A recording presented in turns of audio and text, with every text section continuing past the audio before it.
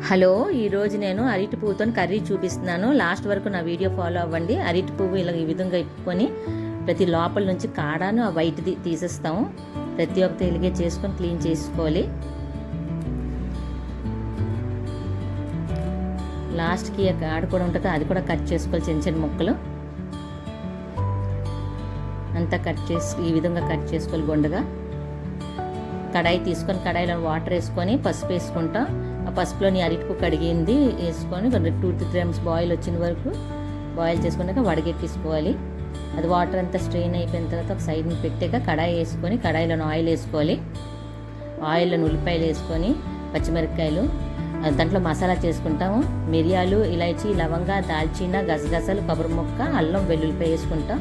ఉల్లిపాయలు ఫ్రై అయిపోయి పసుపు, ఉప్పు, కారం, ధనియాల పొడి వేసుకున్న తర్వాత ఉల్లిపాయలు బాగా ఫ్రై అయిన తర్వాత మనం మసాలా ఏ పేస్ట్ చేసుకున్నామో గరం మసాలా ఆ పేస్ట్ అంతా ఆ ఏగిన ఉల్లిపాయలోనే వేసుకున్న తర్వాత అది బాగా ఫ్రై అయిన తర్వాత అరటి పువ్వు వేసుకుంటాం. అరటి పువ్వుతో మసాలా బాగా ఆగాలి.